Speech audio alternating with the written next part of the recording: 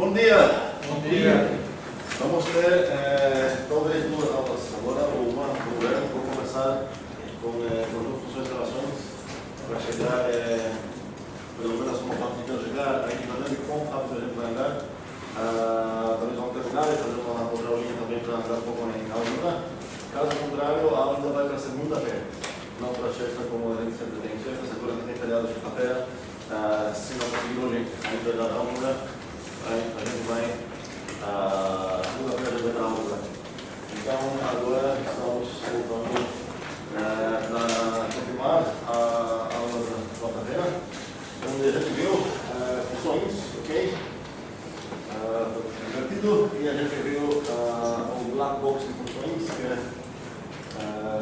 sendo bem tipados, cuidadosos na verdade com os tipos, visualizamos assim. E se eu realmente trabalhar de uma maneira mais de religião, mais tipista ou categorista, eu vou considerar que fazem parte dos dados que determinam uma função, tanto esse módulo quanto esse aqui. Eu vou discutir um pouco, vou colocar as aulas, discutir um pouco o que acontece para a religião talvez conjuntista ou a religião dinâmica talvez. Inclusive porque em vários livros de matemática discreta é comum definir funções de uma maneira meio bagunçada, é diferente. Então assim, discutir sobre essa diferença. Talvez seja bom começar definindo o grafo, onde para mim ele vai pegar uma função de alta V, ok? E ele vai retornar um conjunto feito de tubinhas de alta V. Antes de tudo, não quero obrigar a discutir sobre o que acabei de escrever, se é entendível ou não. Eu quero escutar qualquer briga sobre o que acabei de escrever. Estou avisando que agora é um momento bom para brigar sobre isso. Daqui a pouco talvez não vai ser, tem já uma mão para brigar, tem mais. Matias? É mais sobre esse novo tipo. A gente vai representar ele Qual é o tipo? graph. Não tipo. Não. Essa é uma funçãozinha, certo? Ela pega coisas disso, retorna coisas disso. Não tipo. Talvez você está confundindo. Ok, vou seguir na conversão de escrever, costumar escrever com letra maiúscula os nomes de tipos ou de construtores de tipos como serve aqui.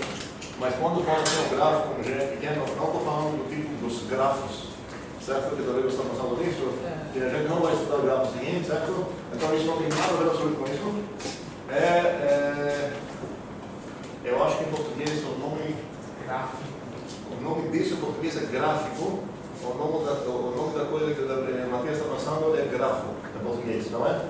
Sim, certo. Então isso é o gráfico. O certo em português é gráfico.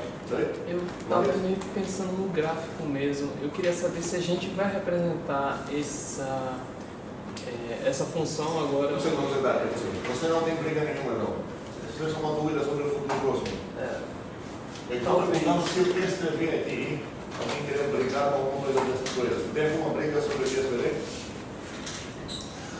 Não. Ok. Sim.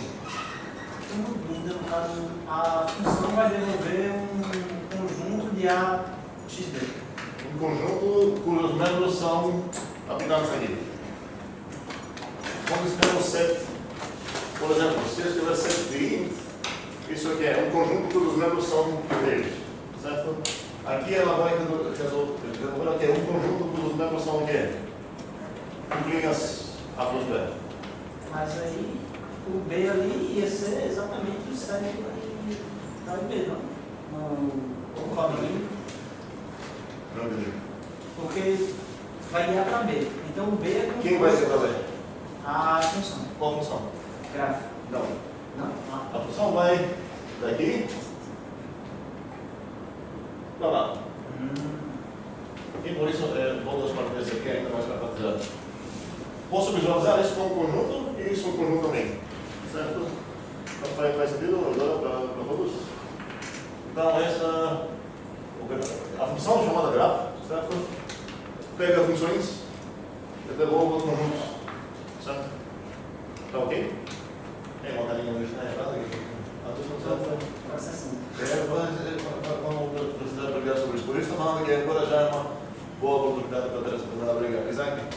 Agora faz mais sentido quando a gente via funções em IRI que Ok, não todo mundo aqui viu isso.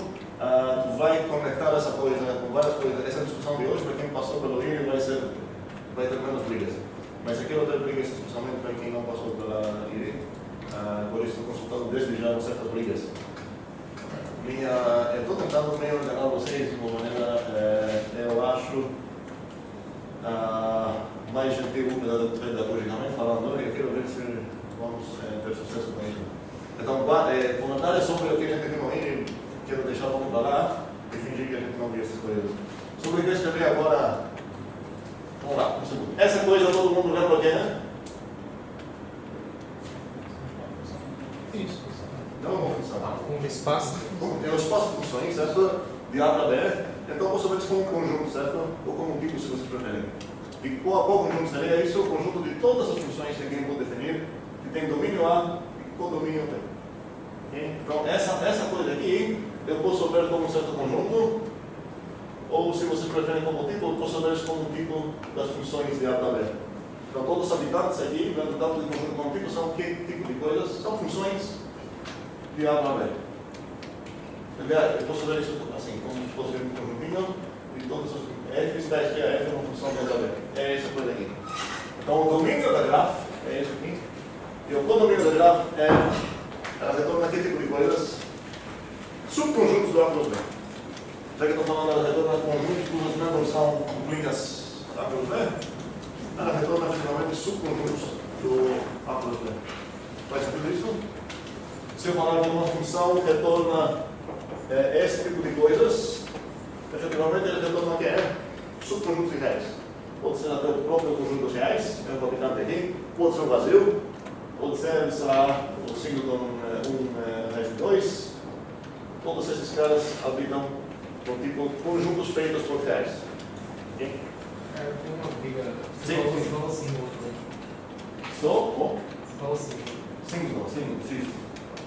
Eu falei 5 para isso? No início eu ia escrever o 5 para 1, aí eu acabei botando mais um W também, certo? Sim? Não, só fiquei na dúvida, que Isaac falou que o A para o B é espaço de função. O nome que a gente deu para essa conjuntinha aqui, a gente definiu, e vocês tinham como para justificar, e a gente justificou o porquê que a outra anotação para a mesma coisa é essa. Cuidado para não confundir quem é o expoente aqui quem é a base. E isso é chamado espaço de funções de A para B. E não é um espaço de funções de A para B, é o espaço de funções de A para B.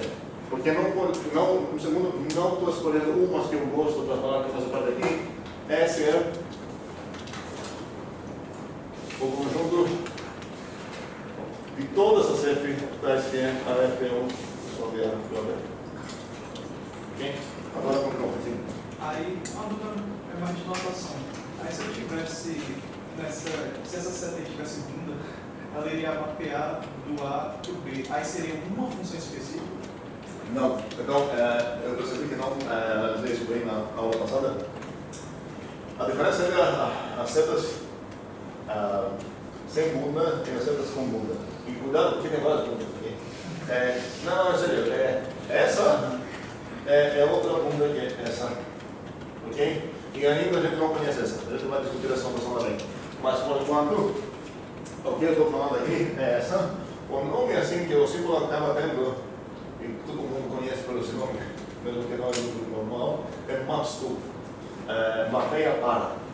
E essa, o nome normal dessa é apenas o tu. Todas as vezes a gente fala que é de A para B. Os tipos são diferentes aqui, porque aqui eu vou escrever o domínio da função, que é um conjunto.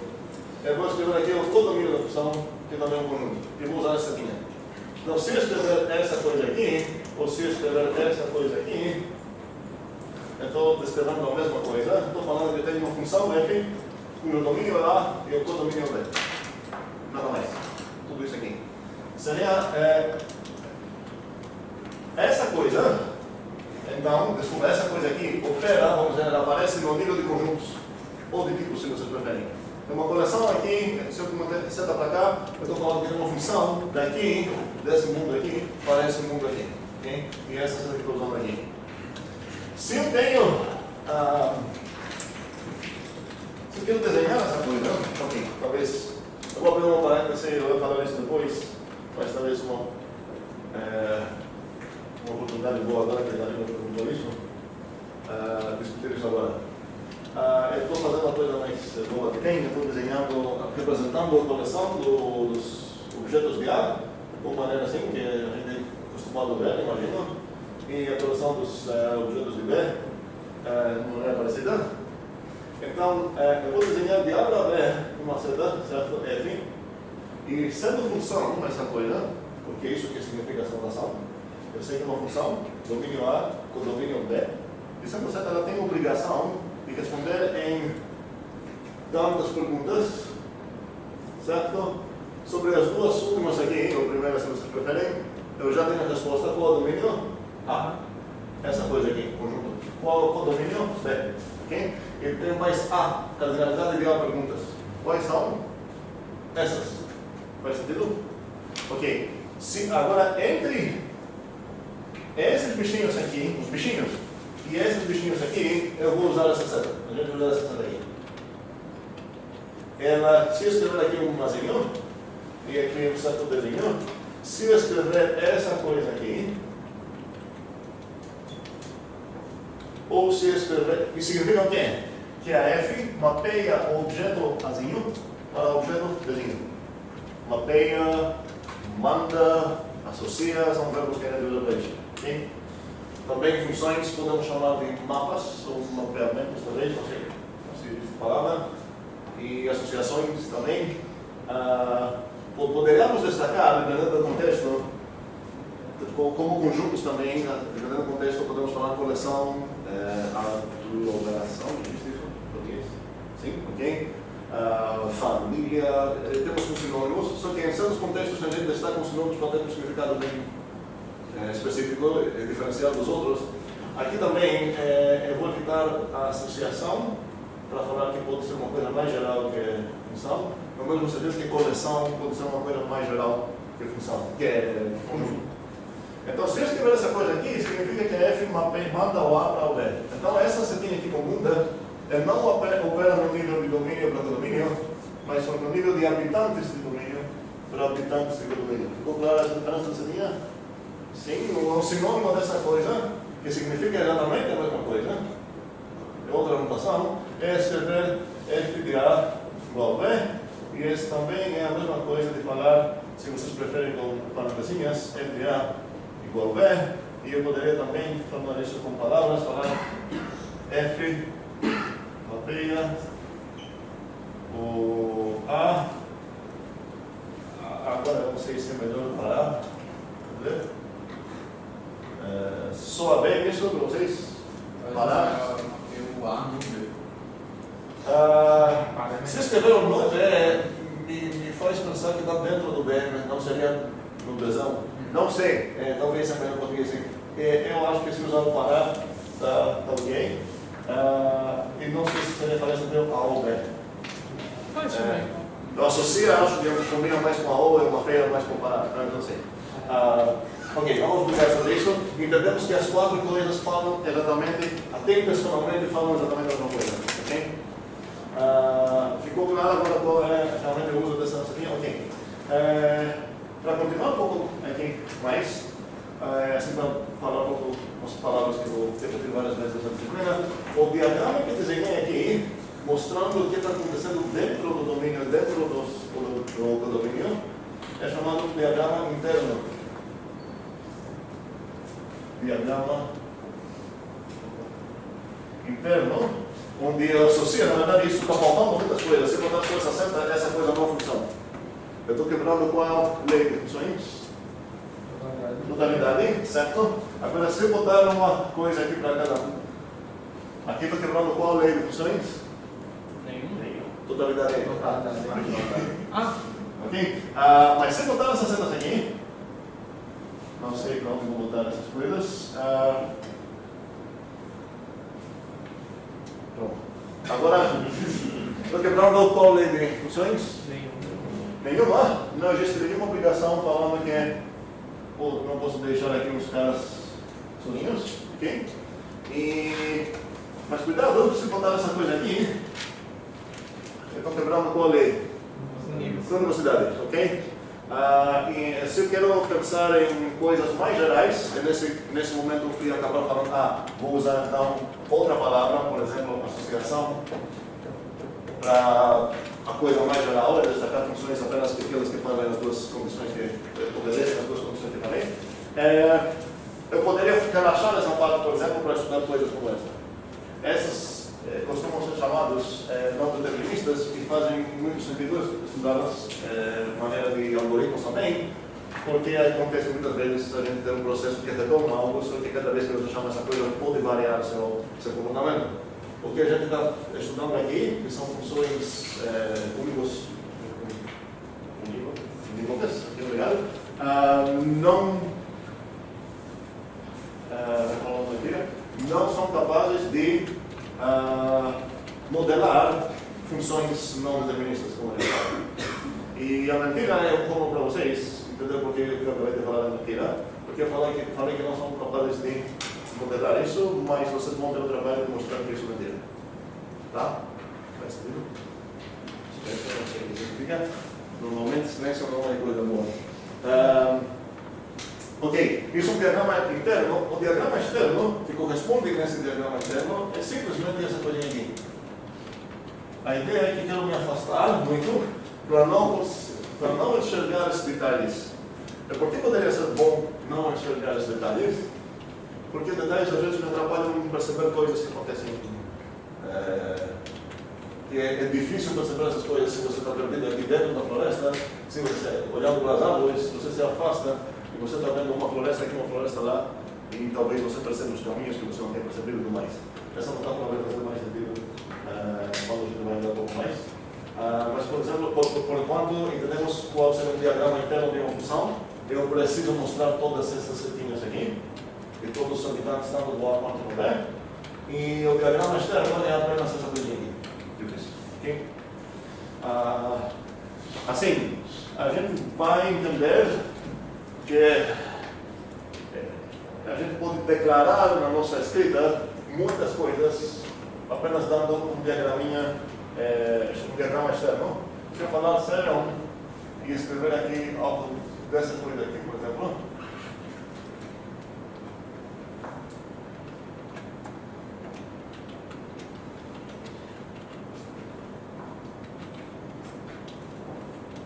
ok. Se eu escrever essa coisa aqui, eu declarei um bocado de coisas. Quantas coisas declarei? Alguém? Não. 8. Certo? Eu declarei A, B, C e D. Que tipo de coisas são essas? Conjuntos. De não sei o que, ou pode ser, dependendo do contexto, pode ser conjuntos mais específicos. E eu declarei F, G, H, I. Que tipo de coisas são essas? Funções, só que tecnicamente não são do mesmo tipo de coisas, porque eu não quero nunca falar função como se fosse um tipo, certo? Eu tenho uma função de tipo de A para B, duas funções de tipo de B para C e uma função de tipo B para D. E em vez de escrever um bocado de texto, eu posso escrever só isso e todo mundo vai entender o que eu estou declarando aqui. Ok? Faz sentido para todos? Ok.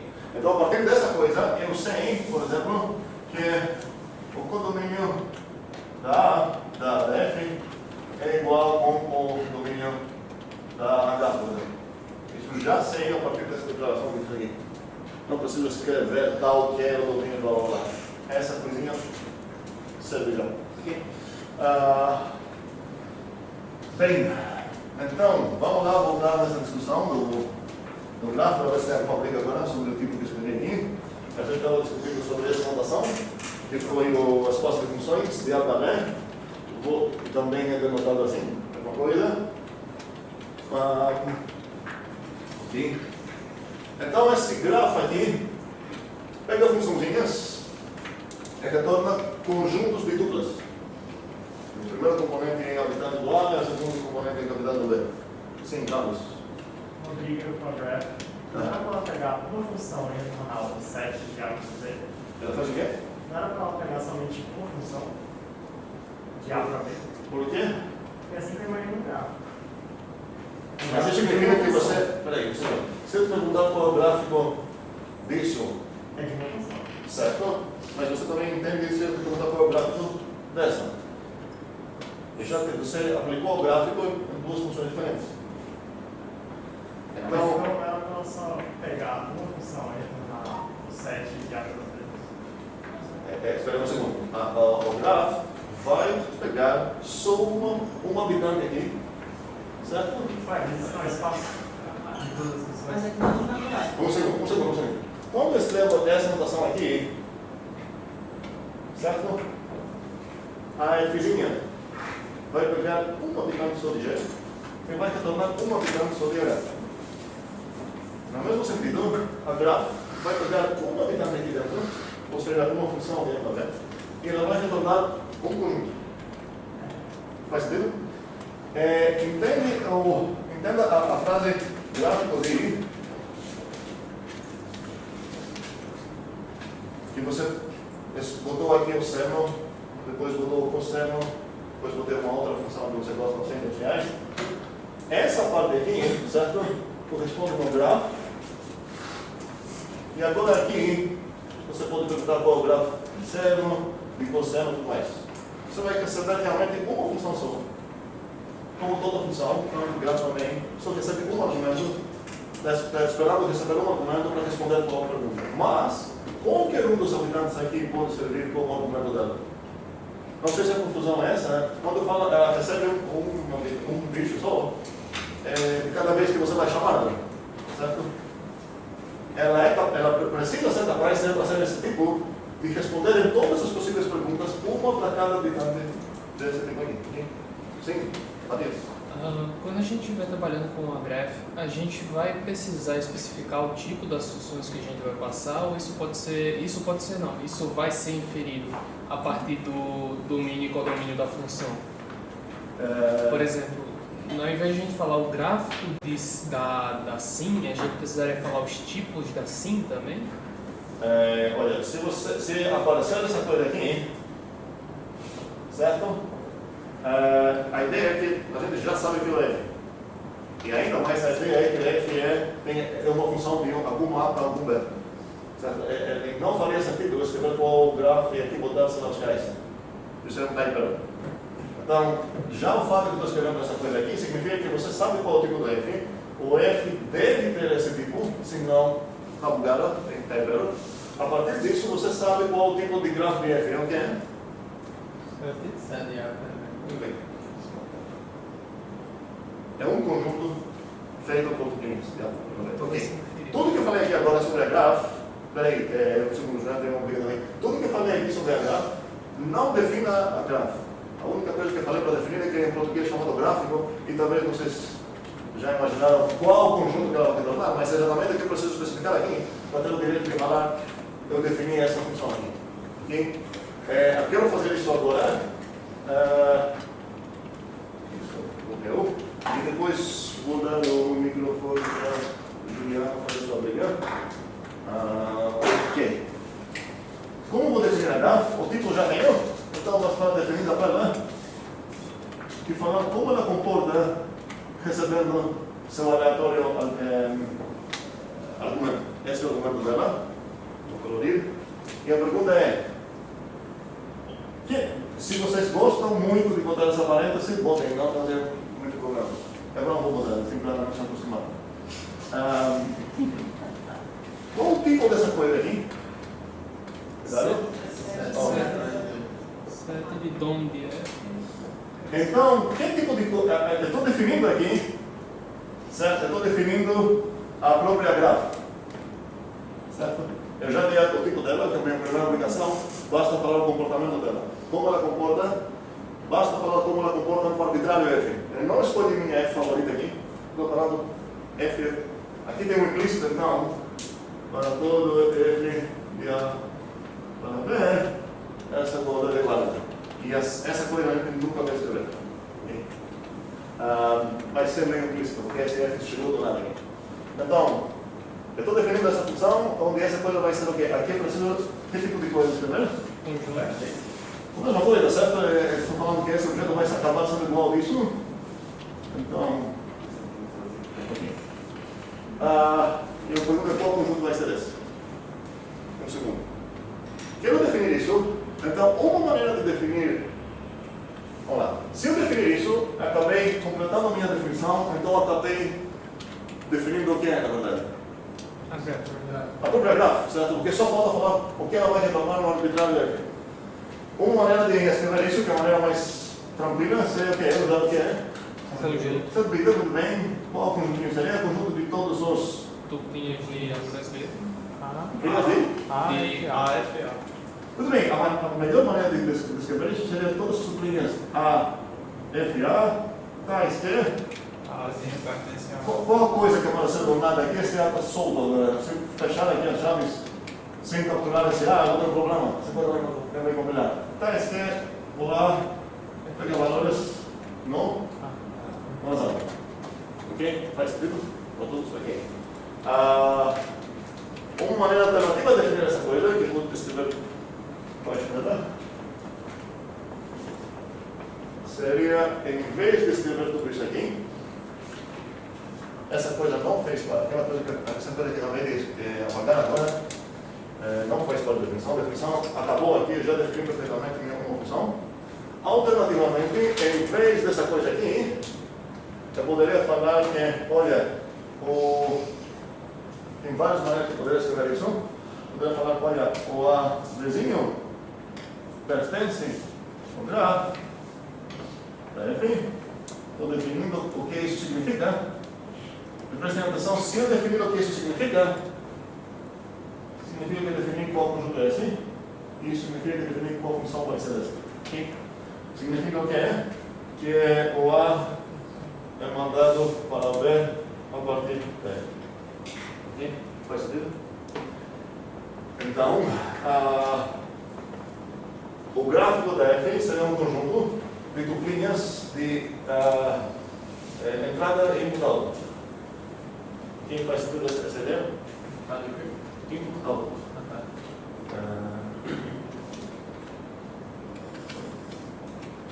Ok? Agora, espero que claro que se eu escolher uma unidade aqui, isso é uma coleção de tuplinhas, onde a primeira sempre é coisa do A, a segunda é sempre do B. Não significa que a minha escolha realmente corresponde a uma função. Quais são os possíveis problemas? A pergunta é a seguinte: se eu dar essa coisa aqui, por exemplo, 5, 2, 8, e a pergunta é: será que isso é o gráfico de alguma função com domínio os naturais? Não, por que não? Eu tenho que usar a mesma naturais. Porque se o gráfico de uma função aqui precisa ter uma resposta para qualquer número naturais, aqui só tem 1 ou 2. Se eu relaxar isso agora, eu falar que o domínio da F, eu quero que é apenas um conjuntinho 2. Agora, essa pode acabar sendo um gráfico dela, e isso também, nesse caso, especifica qual é a função ou não.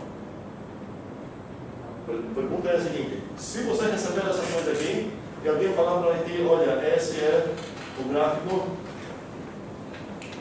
da F, e também falar para ti, olha, o domínio da F é 1, 2. Isso determina uma função ou você não sabe ainda qual função é? Essa pergunta. Vamos, quem acha que isso é ok? Isso determina uma função. Só, ok? Para quem acha que é um problema, quem queria responder o porquê? Caiu. Sim, aqui tem uma liberdade grande. Eu poderia, um possível condomínio seria quem? Ok, eu começaria com esse. Mas ok, o possível condomínio seria esse, outro seria esse, outro seria, sei lá, 5, 7, 8, sei lá, ok? Então, essa é uma diferença entre os tipistas categoristas dessa religião e os conjuntistas, onde para certos conjuntos, pelo menos, isso é suficiente para determinar uma função. Ou seja, eles consideram que o próprio condomínio não faz parte do que é uma função. A gente não vai fazer isso, mas assim, para não oprimir nenhuma reunião, se alguém tem muitos motivos de trabalhar dessa forma, a gente vai ter uma maneira de comunicar também. Então não vai ser tão incomunicável conjuntistas com tipistas terroristas. Sim, vamos lá.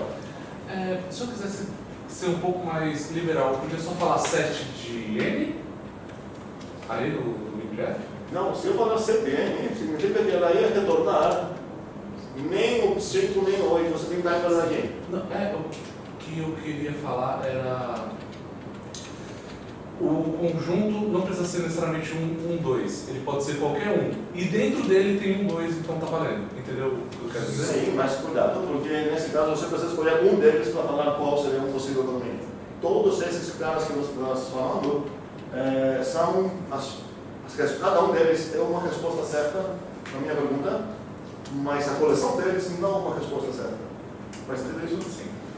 Você não poderia pegar coletar todos os conjuntos onde o 1 e 2 habitam neles, e falar esse é o condomínio dela.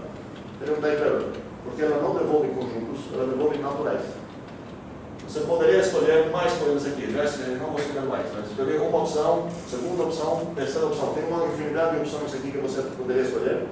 Mas, você falar que esse conjunto de todas as opções também é uma resposta, não. Tem que estar perto aqui. Porque a F, olha as tuplas dela, dá para ver que o condomínio dela é para possuir naturais. Agora, quais deles vão ser, deve estar. Sim, mesmo que o condomínio fosse igual, a gente poderia dizer que não determinava, porque você poderia ter duas definições para a função que gerasse o mesmo resultado, mesmo sendo... Ok, essa tem a ver sobre a igualdade intencional e excepcional, e uma oportunidade boa para quem perguntou sobre isso. Eu defini o que significa igualdade intencional e excepcional nos conjuntos, a mesma ideia nas funções. Para falar que a F é igual a G até na intenção dela, significa que você consegue abrir essa caixa e olhar dentro, praticamente, palavras de moda. Você sabe o que vai acontecer nesse X até sair por aqui o S de X, e você vai ver o que vai acontecer aqui nesse X, no mesmo X, certo? Que vai entrar até sair aqui o G de X. Mas a gente define todas as igualdades que a gente define os tipos são de maneira extensional. Então, não, se as funções concordam no condomínio inográfico, que eu vou chamar de comportamento, é o que significaria igualdade de funções. Então, o que eu estou proibindo aqui na igualdade é a mesma coisa que estou proibindo nos conjuntos. Você não pode abrir aqui para ver qual o circuito, o algoritmo, como você quer chamar isso. Você não pode tocar para ver se uma fica mais quente que a outra, e você não pode também medir o tempo para ver que a outra se demorou mais, certo? Se a gente permitir esse tipo de coisas, a gente não está estudando funções, a gente está estudando algoritmos, por exemplo, que faz sentido total também estudar isso. Mas o que a gente vai chamar de função, o interface que temos é esse, e a ideia de igualdade sempre vai ser, você não consegue diferenciar usando apenas o interface. Fazendo a mesma pergunta, você vai receber a mesma resposta. Sim. O senhor citou a gente utilizar a comparação entre os gráficos de duas funções para determinar a igualdade entre elas. Isso vai acabar sendo a mesma coisa da identidade, da igualdade que a gente já definiu para funções? Ou vai acabar sendo... a mesma coisa. Se eu falar tudo isso aqui, eu dou um F é igual ao do né? E o condomínio da F é igual ao condomínio da G, certo? A terceira coisa que eu precisaria falar é que eu posso descrever tanto a maneira que a gente viu na aula parada, que foi para tudo lá no domínio da F, blá blá blá, ou eu poderia falar o gráfico da F é igual ao gráfico da G. Aqui, se você pensar o que isso significa, essa igualdade de que coisas? 87. Conjuntos, ainda mais, igualdade entre set de A cruz B. Então, para responder isso, eu preciso saber o que significa igualdade aqui. para responder nisso, depende do que significa igualdade onde. No A plus B, e para saber disso, preciso saber também o que significa igualdade onde. Tanto no A quanto no B. Okay? Mas quando que sei tudo isso, em geral, a gente vai saber tudo isso, essa coisa faz sentido. Okay? Não faria sentido, não sei por que vocês viram, né? Mas não faria sentido começar a comparar duas funções, certo? Onde elas começam a ser assim. Primeiramente, eu vou precisar saber que essas coisas são iguais, certo? Eu vou precisar saber o que significa igualdade dentro de cada uma dessas coisas e ainda mais eu vou saber o que significa, se olhar assim, eu vou saber o que significa a igualdade dos palinhos. Ok? Sim, dúvidas, brigas. Juliano, estou tendo uma briga, sim. Okay. Posso pagar isso em segundo antes, alguém tem uma briga sobre... Ok, vou pagar. Vou falar. Eu queria saber, então eu posso afirmar que o tipo de F é o espaço de funções A para B? Sim. O tipo de... Depende qual é, certo? Você falou o tipo de F. Essa F. Escrever essa coisa aqui, vamos lá. Escrever essa coisa aqui. Isso. E escrever essa coisa aqui. Ou escrever essa coisa aqui. É a mesma coisa. Podemos considerar como sinônimos. Aqui também estou identificando um pouco a ideia de um tipo e o conjunto de todos os habitantes do tipo. Okay? Sim, Isaac. Acho que ela falou a segunda, mas só que ao invés de pertença ela diz do tipo. Por isso, peraí, estou falando assim? Não, essa coisa eu não vou considerar como diferente dessa. A ideia é que nos tipos, quando eu escrevo isso, qual tipo é esse? É o tipo de todas as funções de A para B. Então, a F pertence no conjunto de todas as funções de A para B. Pode considerar que é praticamente a mesma coisa. E essa também seria uma outra anotação para isso. Outra briga? Não, ok.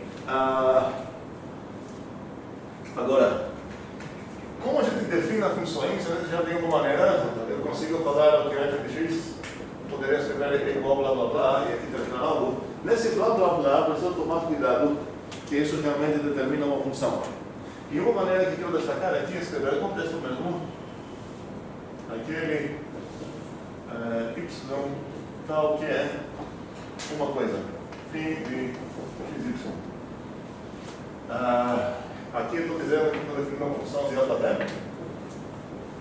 Okay? Eu estou falando que eu estou tentando definir dessa maneira. Observe muito bem a palavra aquele, porque é bastante importante entender o papel dessa palavra aqui. E quando é que essa definição vai compilar e quando vai dar lugar? Antes de perguntar ideias, pelo jeito, o que parece que é o tipo de φ aqui? Irmãos. São 3, 4, não, é pouco irmãos, irmãos. Aquele y tal que é φ de xy.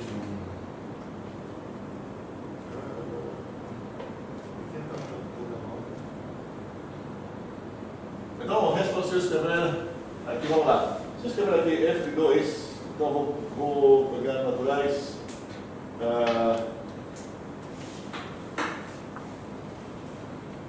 Vou pegar aqui. Vou olhar para os seus professores. Vou falar f de t é igual aquele que é tal que é que deu luz ao B. Essa coisa toda poderia abreviar, se eu quero, como φ de T, porque os dois, porque as duas coisas parecem aqui. Talvez não seria obrigado para ser as duas, mas nesse caso eu posso considerar que eu vou capturar a coisa mais geral, onde possivelmente tanto o x quanto o y vão aparecer aqui. Depois disso, talvez vai ser mais fácil responder a minha pergunta. Qual o tipo dessa coisa aqui? Aqui tem artigo, essa frase não lembro. Deu a luz ou deu luz? Não, deu luz. Né? Ok. É a luz? Depende. Tanto faz. Depois você...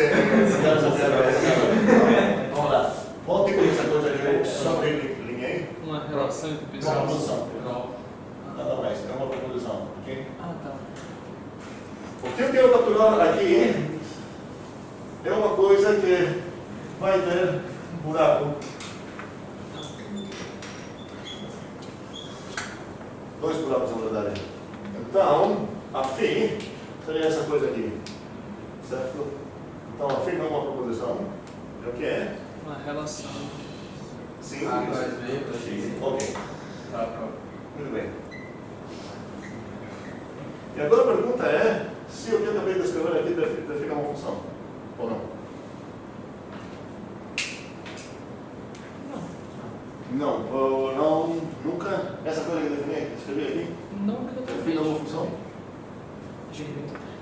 Eu acho que depende. Depende. Depende se esse tal P existe. Esse tal Q, perdão, no caso. Uma pessoa autonacida não é? Vai que. Você está perguntando para esse exemplo específico? Sim, sim. Estou perguntando esse exemplo específico. Definir uma função? Eu acho que definir, não? Sim. Qual o nome dessa função natural? Mãe.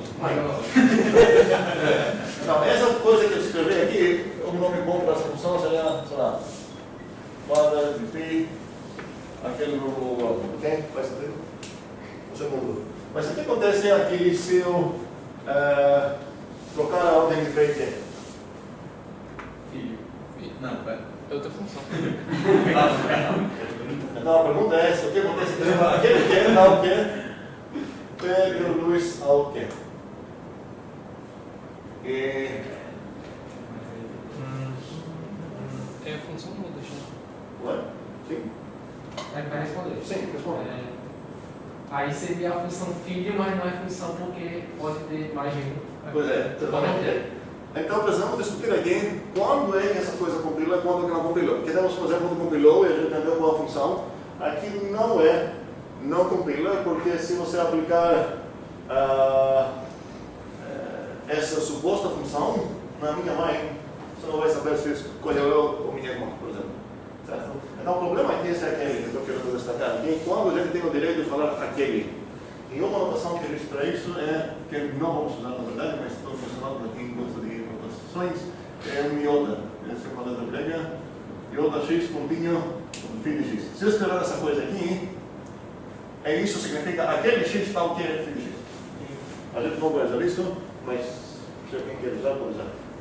Podemos escrever isso, que exatamente significa a mesma coisa. A pergunta é quando é que isso vai definir uma função, quero ver mãos, ideias. 1, 2, 3 mãos só. O resto não consegue perceber o que deu problema numa e o que deu certo na outra. 4, 5 mãos.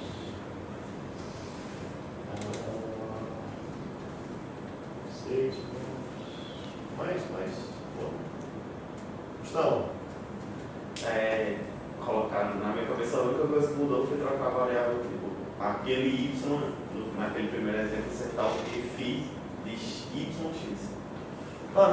Não, porque aqui poderia trocar, em vez de falar deu luz ao, ou falar tal que foi nascido pelo. Certo? Não questão de ordem que vão aparecer, eu poderia só trocar a frase, enfim, e isso efetivamente é trocar a ordem. Matias? A ideia seria que a gente precisa de uma evidência da existência e unicidade de um y tal que φ de x e y. Muito bem. Para essa coisa compilar, eu preciso saber nos meus dados demonstrado o que é? Qual a proposição? Existe um Não. Para todo x? Sim. Para todo. Eu vou escrever lazinho. Para todo lazinho onde? No A. No azão. Existe um único bzinho no B. Existe um único bezinho no bezão. Então o que é? Que φ de A e B. Eu tinha adivinhado isso, por isso deixei esse espaço aqui. Não deu certo. Não, esse é o pochete aqui. Faz sentido isso? Se eu tenho. Por que eu preciso existência? Porque pode não ter nenhum. Para satisfazer o que é? Totalidade. Por que eu preciso de unicidade? Para satisfazer a universidade. Universidade, certo? Então, se eu tenho essa coisa nos meus dados, basta eu falar, ok, a partir disso me dê a função que corresponde nessa coisa aqui. Aquele, para cada bichinho, eu garanto único, então ela vai retornar aquele bicho único que satisfaz isso. Por isso, a primeira aqui compilou, Porque cada pessoa foi nascida apenas por um ser humano e não pela outra, porque um ser humano pode não dar luz também, ou pode dar luz a mais que umas pessoas. Pode quebrar tanto a totalidade, quanto tanto a resistência, quanto a velocidade. Dúvidas, brigas, tudo mais. Sim, Isaac? Poderia tentar levar para a parte assim, conjuntista e poderia ser tipo um singleton, usando essa phi, né? Você iria descrever esse conjunto. Aí se ele fosse um singleton, aí só tem um cara que você sabe que é habilitado também. Só tem um cara que está lá. Aí você pega. Eu acho que entendi o que você está tentando dizer. A gente vai ter essa discussão um pouco mais para frente, quando a gente vai falar de estudar relações. Podemos ver como poderíamos usar relações para implementar funções, por exemplo, ou conjuntos para implementar todas essas coisas. Mas nesse momento não faria sentido para uma maneira de falar exatamente o que Matheus falou. Existe um único que pode falar que a coleção de todos que satisfazem isso é um símbolo. Mas não é tão, isso não vai ajudar em nada. É equivalente mesmo. Se falar a coleção de todos os y que para tomar, a coleção de todos os y que satisfazem isso é um símbolo. É uma maneira muito estranha de falar registro de qualquer outro lado. Porque no final das contas, signo significa o que é? Que ele possui um membro, resistência, e quais que dois membros dele são iguais e entram na cidade, certo? Então, sim, é uma maneira de reformular isso na linguagem de conjuntos, mas não ia acabar sendo mais, não ia ajudar em algo. Outras brigas? Não? Nada? Ok. Bem, quero voltar agora. Na verdade, antes de voltar, quero falar mais uma maneira de definir coisas que acontecem muito. Quero só destacar os possíveis perigos aqui, que é a famosa definição por casos. Então, poderia dar a mesma coisa aqui, começar da mesma maneira. Eu já tenho o domínio e o codomínio aqui. Eu gostaria de escrever algo assim: f de x igual, e abrir aqui um branch para falar tal coisa, se tal coisa, v, se tal coisa, w, se tal coisa. Talvez aqui seria melhor escrever a palavra caso, nesse caso, considerando os sinônimos. E a ideia é que o que eu estou tentando escrever aqui, espero que é claro para todos, é que você pega essas coisas todas. Aqui, que tipo de coisa vou dar? Uma proposição, ok, vamos começar assim, uma proposição que normalmente vai depender do que é? Do x e possivelmente de outras coisas que tem no meu contexto. Certo? Se não tem outra coisa no meu contexto, vai ser essa caso aqui de x. Aqui seria caso psi de x e aqui caso será θ de x. Okay? E agora a pergunta é a mesma: se eu tenho o direito de escrever isso como definição de f. Daqui a pouco eu não vou ter ideias?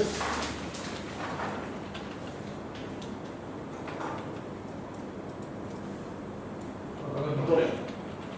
Falta o condomínio e o domínio? Está aqui. Tá aí. Sim, isso não foi esquecido. Eu sei que deixei muito claro, mas faz parte. Qual a pergunta? A pergunta é se essa coisa combina mesmo. Esse é o preciso tomar cuidado, porque a gente viu que o aquele é uma palavra perigosa, porque o aquele pressupõe, para usar a palavra aquele, pressupõe que você já sabe existência e unicidade. Sem isso, você não tem o direito de falar a palavra aquele. Parecido com um artigo definido que você não tem o direito de usar se você não vai ter alguma coisa. Caio? Assim o x pode acabar nesse caso, né? Pois é, tem um perigo aqui, porque se eu pensar que esse aqui é o domínio do A,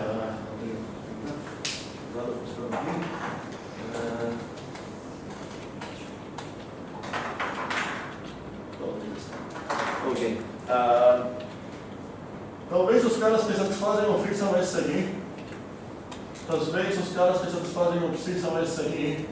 E talvez esses caras aqui satisfazem ambos os casos. Okay? Um exemplo bem comum seria aqui falar, por exemplo, caso x é primo, x é par, caso x é primo, em caso, sei lá, x maior de 10. Ok? Então aqui tem um conflito, porque a pergunta é para onde que eu vou mandar o 2. Talvez você tenha coisas específicas, certo? Talvez U. Não vou mandar o 2 agora. O 2 satisfaz isso e satisfaz isso, não satisfaz isso. Eu sei que não vou mandar para o W, mas sempre eu vou ver, não sei como escolher. Existem duas maneiras de sair desse problema. Uma é concordar com o nosso leitor em algum momento, que quando a gente escreve esse tipo de definições, é para levar os casos em sequência e entender aqui se não deu certo isso, caso não e caso blá blá, seria o famoso if ladder, certo? E then else ladder. Essa ladder é escada, né? Não é outra palavra. Escadaria. Como é? Pode ser escadaria, eu acho. Acho que essa é a palavra certa, sim. É aquela que é assim. E não é aquela que é assim. Certo? Vocês já viram esse termo em programação ou não? Já. Quando você faz um if, blá blá blá blá, e tem vários semestres lá. Então, uma maneira para resolver essa ambiguidade aqui é falar que isso, na verdade, significa que você vai olhar o segundo caso somente se o primeiro não deu certo. E por aí vai. Mas, se você não fizer isso, tem chance que essa coisa vai dar certo. Por exemplo, aqui eu poderia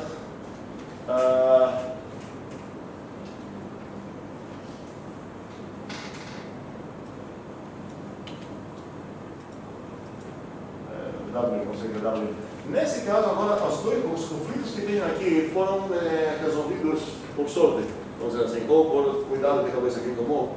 Por quê? Porque mesmo que o x aqui satisfaz tanto esse quanto esse, as duas possíveis respostas que tem aqui acabam sendo o mesmo. Se eu seguir o primeiro caminho, eu vou mandando 2 para onde? Para o 2, certo? A partir dessa regra aí. E se eu seguir o segundo caminho, vou mandando 2 para onde? Para o 2, certo? Mas, então, em geral, se eu quero definir as coisas por casos, preciso tomar cuidado ou que cada caso aqui é também distinto dos outros, ou que eu declarei qual seria a ordem certa para testar esses casos, ou se eu deixei essa coisa ambígua, pelo menos garantir que nas interseções as possíveis respostas concordam. Entendemos essa frase? Ok. Cuidado, porque é comum definir de uma maneira assim e bagunçando aquilo que está acontecendo. Sim, pessoal. E se ele não encaixar em um desses termos? Muito bem. Existe também um problema aqui, que eu ia quebrar a totalidade. Talvez um certo X que eu peguei aqui não encaixa em nenhuma dessas coisas aqui. Por exemplo, aqui poderia pegar o nome. Certo? Para onde você vai mudar o nome? O nome não é par, o nome não é primo e o nome não é um nome de 10. Ok? Então não tenho resposta para isso. Uma maneira fácil de resolver essa coisa é incluir sempre uma coisa aqui, caso contrário. Certo? Caso que não se caiga nenhuma dessas coisas, vai retornar tal coisa. Faz sentido isso? Sim. Existe alguma coisa também, caso ele vai quebrar a unicidade também numa resposta? Por exemplo, volta o V, tá? Certo? E aí a quarta seria, caso fosse quebrar a unicidade também, a gente poderia adicionar uma regra dessa? Quebrar a unicidade? Não. Parece que você está querendo sair do nível de matemática que estamos fazendo e meio falar algo meta aqui. Como assim quebrar a unicidade aqui? Por exemplo, o 2. Tipo, como? O 2. Isso é diferente do caso contrário? Professor, acho que ele está falando que se pegar no x ser par e o x ser primo essas duas condições, aí ele iria para essa terceira condição, seria isso? Isso, mas não colocando. Não é uma boa pergunta também. Peraí, então você queria começar assim, ó. Caso x par e x primo. Uma linha aqui, depois sim, isso não dá certo, estava aqui x par, estava aqui x primo, é isso que está falando? Sim, mas meio que isso vai cair no que você falou de falar sobre a ordem de cima para baixo.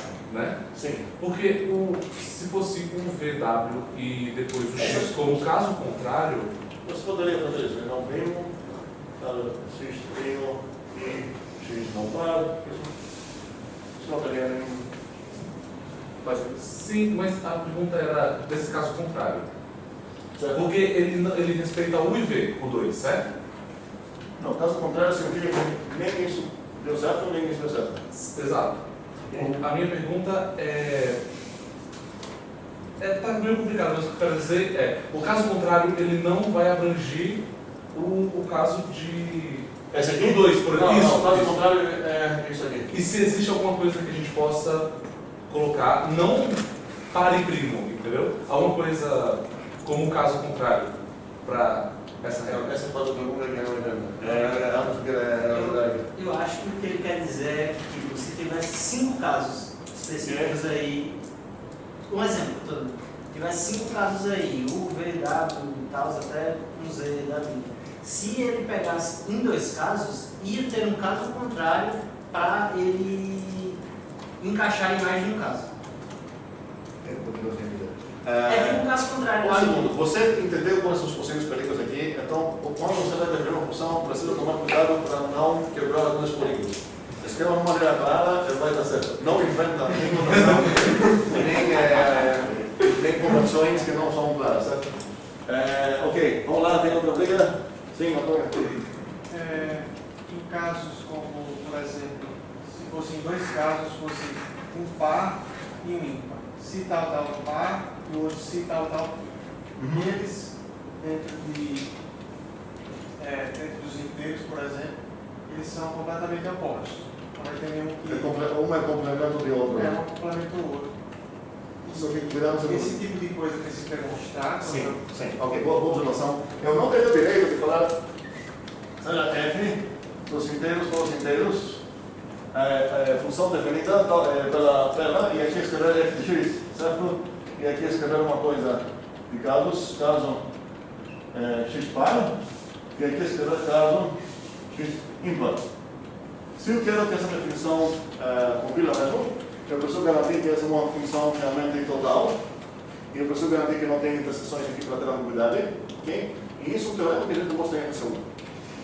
Precisamos mostrar que para cada inteiro, o X é par ou X é ímpar. Porque a definição que temos de ímpar não é então par. Não se enganem em usar etimologia para inferir propriedade, certo? O ímpar a gente definiu como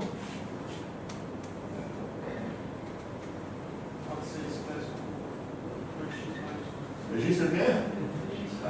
Registro K, tá o quê? Ok. E o par, o que é? Registro K, tá o quê? Registro igual a registro K.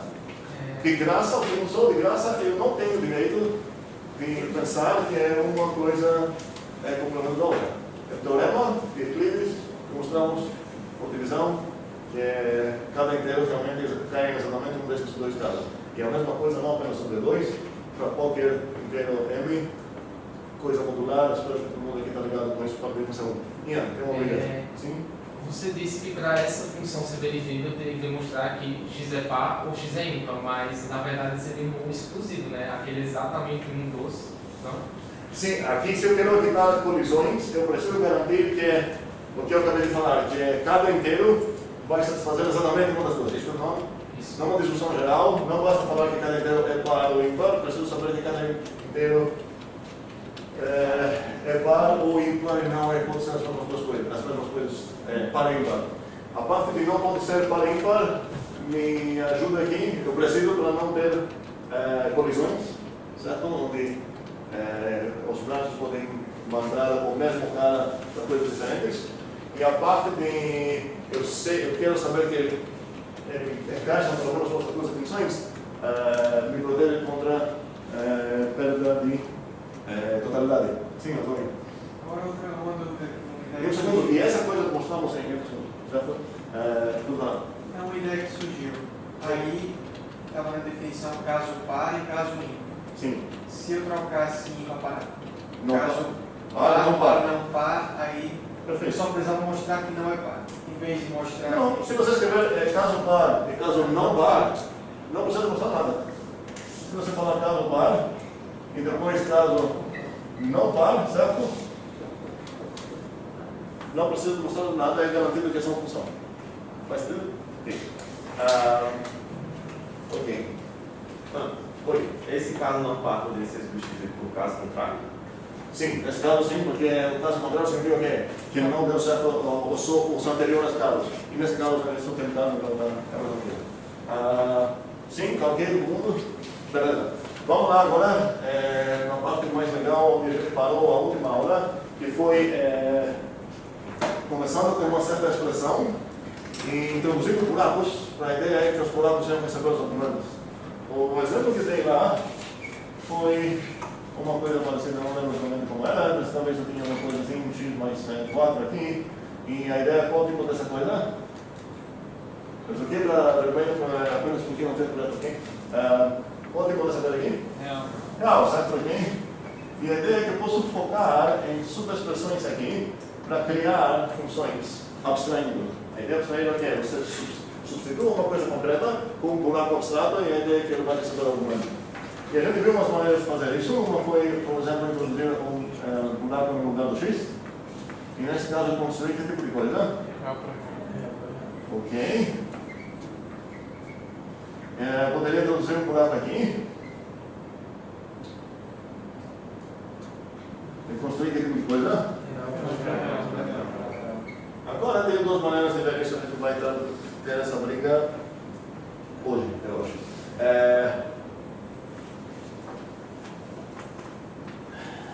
Não. Eu posso abstrair aqui assim, certo? Eu posso abstrair aqui assim. Introduzindo dois buracos, certo? E isso é real, cross real para real. Ok? Eu poderia também introduzir buraco no outro canto. Isso seria? Ok? E agora sim, com combinação com aquela pequena briga que a gente tinha na primeiros minutos dessa aula, eu quero tentar botar buracos em outros cantos, que é uns de vocês foram treinados a elaborar um preconceito contra esses cantos, mas não há um preconceito nenhum aqui. Eu quero botar um buraco aqui no centro. A pergunta é que tipo de coisa seria essa? Cuidado, todo mundo não quero ver mãos agora. Vou precisar escrever no papel dele o palpite de um tipo de corrente aqui. A partir do fato que eu comecei aqui, eu botei um buraco no lugar do centro. Então, agora escrever rapidinho o tipo e vamos consultar para ver como ficou.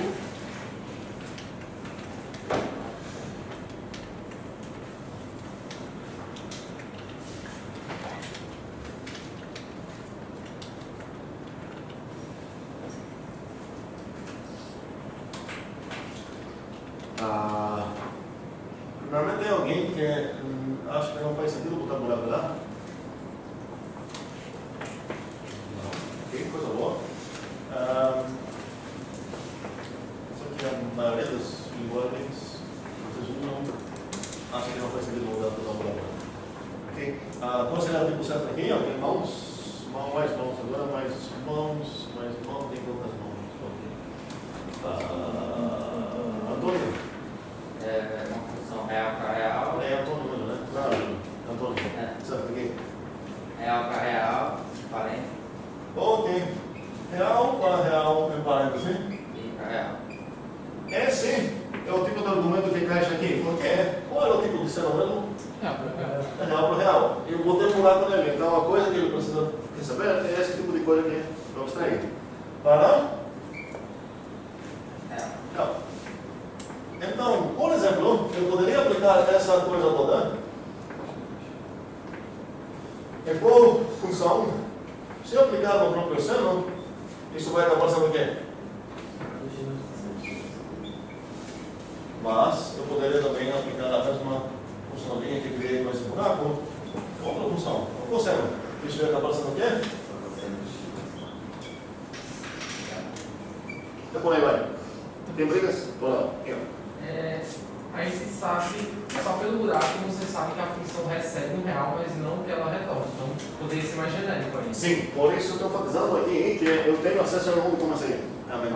Ok? Então, sem essa informação, aqui realmente não sei, poderia receber um real e retornar uma pessoa, certo? Não falei, né?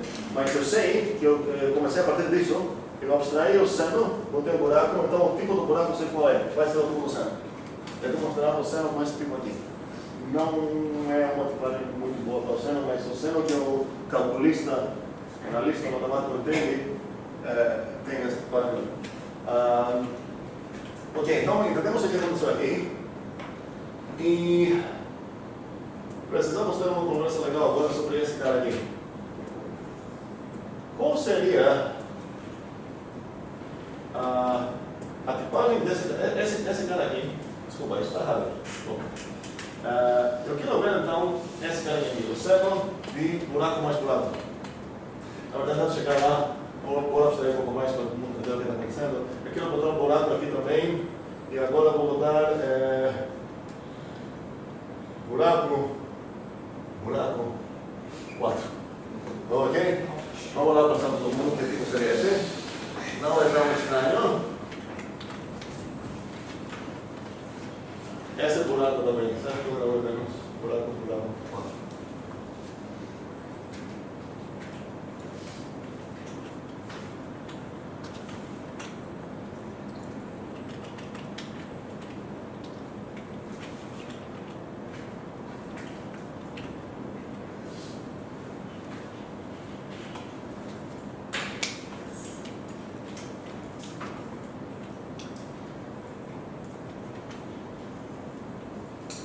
Mãos.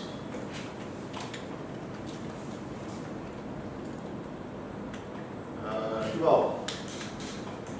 Real para real. Primeiramente, é uma função, certo? De algo para algo. Então eu sei que tem uma seta aqui, é de algo para algo. Certo. Vamos falar a coisa mais fácil de todas. Qual é o algo retornado aqui? Essa função parece que ela vai receber 3 coisas. Sim. Eu acho que é mais fácil a gente começar no fim dela. Se ela receber essas 3 coisas, o que ela vai retornar? Real. Primeiro. Como eu sei disso? Porque eu comecei a partir dessa coisa, onde os 3 buracos já estavam preenchidos aqui com valores certos, e era um real, então essa parte também, quantos argumentos pega? 3. Então, que tipo de coisa vai ser o domínio dela? Uma 3 tripla. Então já posso escrever essas 2 coisas aqui também, sem pensar praticamente nada. E agora preciso responder 3 perguntas. Que tipo de coisa é o primeiro buraco? Que tipo de coisa é o segundo? E que tipo de coisa é o terceiro? Se alguém respondeu em forma onde de longe não tinha esse formato, a resposta algo aqui, e depois uma setinha real, provavelmente errou. Não provavelmente, porque a gente vai ver que existe mais uma maneira de falar essas coisas nessa aula aqui. Vamos lá, o tipo aqui? Real para real. Aqui então é uma coisa de real para real, que eu vou escrever assim, e vou botar uma parentezinha para confundir o que eu estou falando. Recebe uma função de real para real, e aqui? Real. Recebe um real, muito bem, que seria, o papel dele era o x aqui, e esse buraco foi abstraído que coisa? Operação binária. Certo? Então o que eu vou botar aqui? Parênteses. Aham. Real para real para real. Boa aqui. Fecha o parênteses e... beleza. Eu usei que isso aqui significa real. O fato de que eu botei essa seta assim tão longa não é suficiente para dizer que eu não vou precisar das parênteses aqui, porque no final das contas o tipo dessa coisa pega uma coisa dessas, uma tripla, e retorna um benzinho. Ok?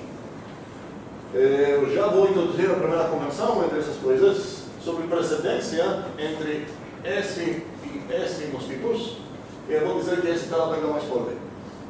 Isso significa que se eu escrever A cruz B setinha C, eu não vou precisar botar parênteses, que normalmente eu precisaria, porque acabei de falar com a precedência. Então isso significa, isso intencionalmente e tudo mais, o que é? Parênteses aqui. A cruz B para 100. E não a outra alternativa, que seria uma tuplinha, onde o primeiro membro é o A e o segundo é o quê? Uma função de B para C. Não é isso que significa se eu escrever assim. Se eu quero dizer isso, não estou falando que essa coisa não faz sentido, um tipo muito válido, é parzinhos, que eu vou te dar aqui um exemplo de um habitante de um tipo que tem essa forma aqui, usando reais, sabe? Onde lá A, B e C são todos reais. 0, 0. 0 o quê? 0, 0? Tudo bem. Eu acho que é isso que ele falou. Pronto. Esse cara é uma turma, onde o primeiro é um real, o segundo função de real por real. Certo? Então, essa coisa eu não estou falando que não faz sentido, mas se eu escrever isso sem parênteses, é isso que significa. E além de precedências entre esses bichinhos que a gente está usando para escrever nossos tipos, eu quero também desambiguar, se existe palavra, não sei, o que vai ser, na verdade, sobre isso, que poderia também, em teoria, ser tanto isso quanto isso, a gente não vai fazer tanta questão, porque, num certo sentido, essa operação aqui é associativa.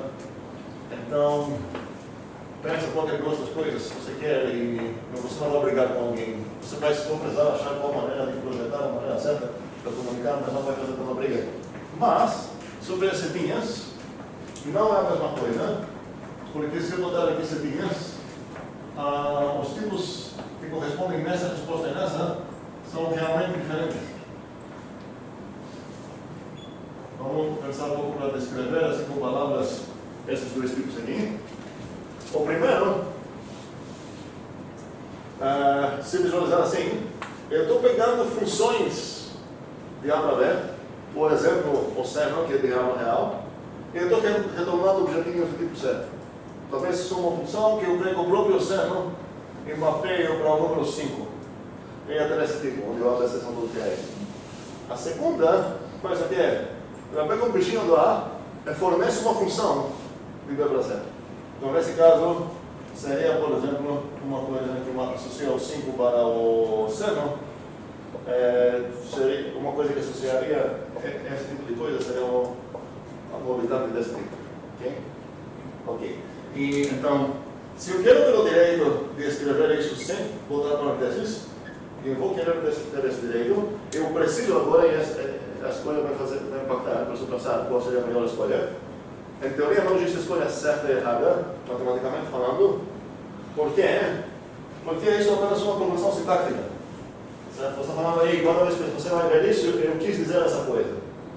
Talvez eu quero escrever assim, outra pessoa queira escrever assim, não podemos argumentar de maneira matemática qual é a certa, mas podemos argumentar de uma maneira social qual é a certa, qual é mais usual para comunicar as nossas ideias, porque no final das contas, todas essas convenções a gente faz o que para ajudar na escrita e na leitura. Então queremos usar a conversão que vai nos permitir comunicar melhor nossas ideias, com menos tinta e menos cansaço visual também.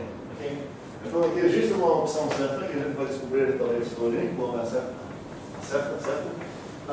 Mas pelo menos se entendemos o que acontece aqui, eu posso botar do lado de qualquer canto. Não precisa ser apenas um realzinho, aquela coisa que eu vou substituir, pode ser qualquer tipo de qualquer objeto. Certo? A gente fala então que as funções são, não gosto muito desse termo, talvez dá uma expressão errada, as funções são cidadãos, ou não, cidadãos, cidadão da primeira classe, primeira ordem, primeira classe. Em inglês é first class citizens, e a ideia é que você não prejudique as funções para ter menos direitos do que os outros tipos.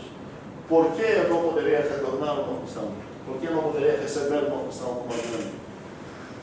Permitem C, por exemplo, que é um permite isso. Então, essa tecnologia vem mais da linguagem de programação. Quando as funções, uma linguagem de programação permite esse tipo de coisa, a gente fala que temos funções como os da primeira ordem, e também aparece a ideia de higher order functions, onde a gente chama uma função de ordem superior. Essa também não gosto de explicar porquê. De ordem superior quando ela faz pelo menos uma das duas coisas. Ou ela recebe argumentos que são funções, ou ela retorna coisas que são funções, ou as duas coisas. Se ela fez pelo menos uma das duas coisas, é chamada higher order function. Isso, a gente pode falar para enfatizar isso, só que se você tem um termo para isso, significa que mais ou menos você foi meio criado para se acostumar que não é tudo a função que poderia fazer isso. Então, falar que temos higher order functions, se você nunca viu essa limitação, você vai falar, ok, toda função não pode fazer isso, mas para funções que realmente fazem isso, podemos usar esse termo.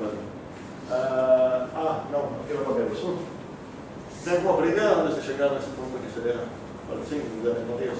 Seria mais ou menos, eu não sei se eu entendi por que o senhor não gosta desse termo. Qual termo? Higher order functions. Não, o próprio termo não é ruim, mas quando você destaca algo, certo? Parece que você meio considere que é diferente dos outros caras. Mesmo se você destacou para falar, não, esse também tem os direitos, parece que você já pensou que talvez ele não teria. Nesse sentido. Tá. Por isso comecei assim a aula com o gráfico da F, porque pouco tinha uma briga aqui com o Anderson sobre o que seria essa coisa que eu botei, mas eu acho que na verdade no coração a gente é bichos que aceitamos na Europa de Functions muito facilmente. Quando eu boto aqui os buracos aqui, é fácil acertar essa coisa, essas perguntas. Não acho que é uma coisa assim tão complicada para entender que uma função pode receber funções também. O próprio gráfico, então, para voltar ao que eu falei no início, é uma higher order function nesse sentido.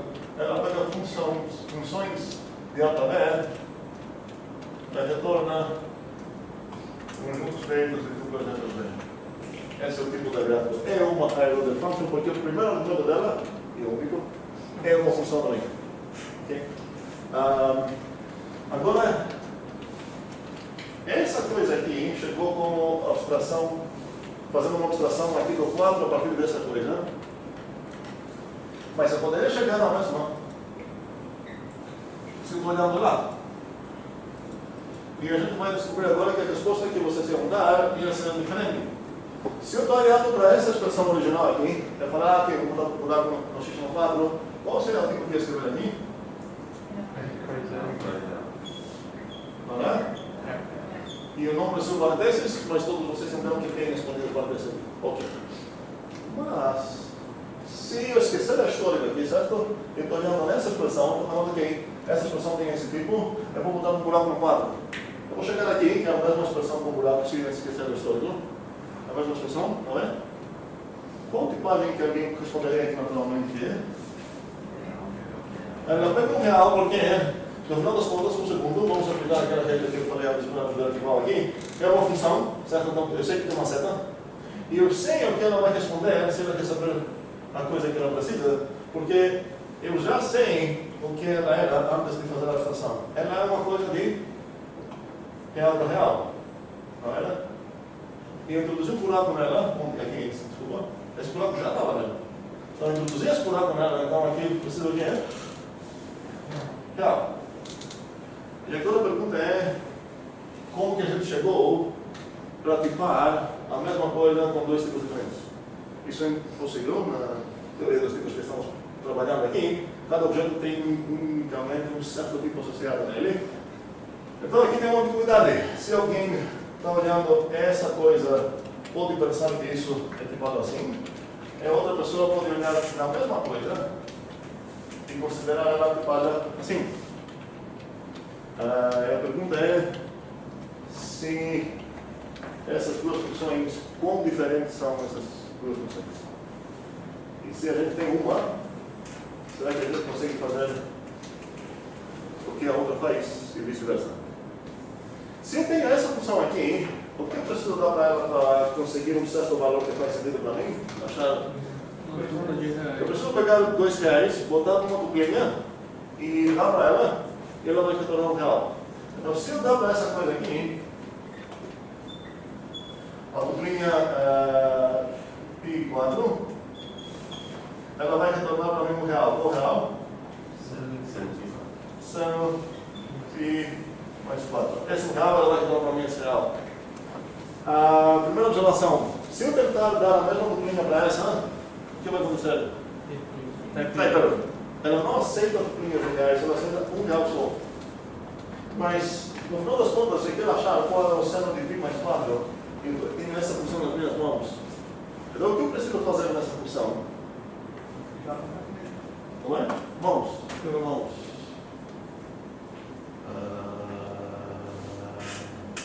Domínio.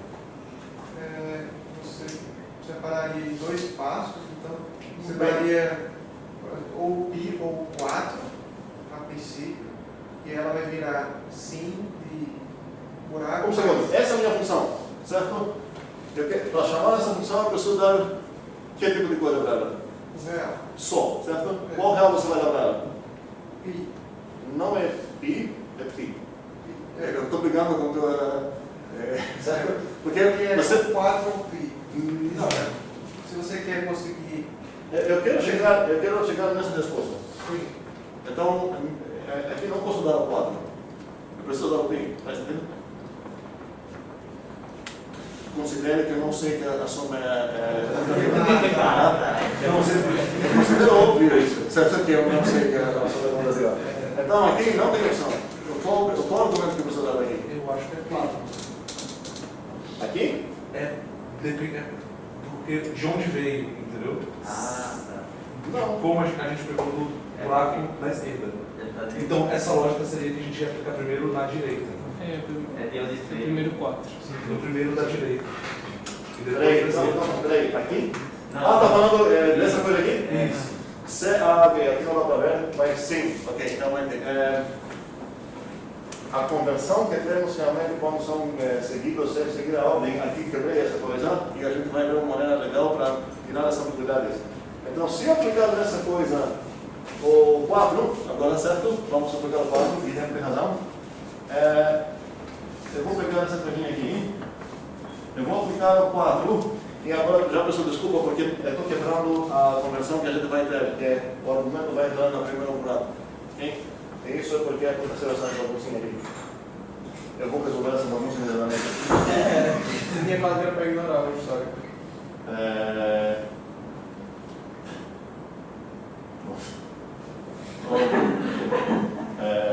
Aqui, pronto, agora está certo. Aqui eu tenho, pronto, e agora eu tenho essa funçãozinha aqui. Deu certo. E a pergunta é, em que tipo de coisa ela precisa ser aplicada se é para entender essa? Então, só, qual eu vou aplicar essa coisa? No π, ok? E essa coisa vai ser igual a que uma função π mais buraco. Vendo o segundo, eu preciso trocar a cor aqui porque está muito vermelho. Se eu botar aqui, se eu ver essa tipagem aqui, que essa coisa é daqui para cá, e o argumento que ela recebeu tem o valor certo, o que eu posso inferir sobre o resultado aqui? Muito bem, real para real. E isso significa que essa coisa que eu criei com essa aplicação, que ela retornou na verdade, eu posso aplicar em um real. E qual real nós podemos aplicar aqui? 4. Que tipo de coisa eu recebi? Real. Outras coisas mais legal. Essa. Quem acha essa aqui?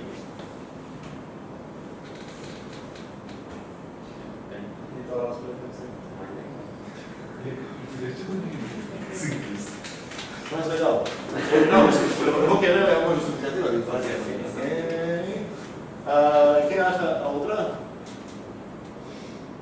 Tem 12 versus 2 versus sem opinião. A pior categoria é sem opinião, nesse caso. E quem acha que depende? Porque isso é diferente do sem opinião. Sem opinião é não entender, não quero sem opinião, mas talvez para certos usos eu preferir uma, para certos outros outra. Uns são convertidos agora, já dá um mais legal a alguém. Vamos ver, qual a vantagem dessa aqui? Depois da primeira aplicação que eu fiz aqui, a única aplicação, na verdade, que eu fiz nessa função foi essa aqui. Eu já consegui uma coisa legal. Uma função que foi um objeto Pivot que ele consegue operar, pegar reais, retornar reais. Você poderia falar, sério, F igual essa coisa aqui, por exemplo.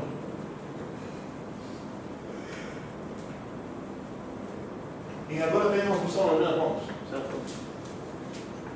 Essa aqui, eu não consigo fazer isso de maneira gratuita, certo? Ela, para operar, ela precisa pegar uma duplinha de R$2. Talvez nesse momento eu já quero definir uma função geral a partir do primeiro carinha que vai ocupar esse espacinho aqui, e eu quero utilizar essa para várias outras coisas depois. Então, essa vantagem aqui vai aparecer limitante aqui. Espero que entendamos uma vantagem disso. Okay? A gente vai discutir vantagens da outra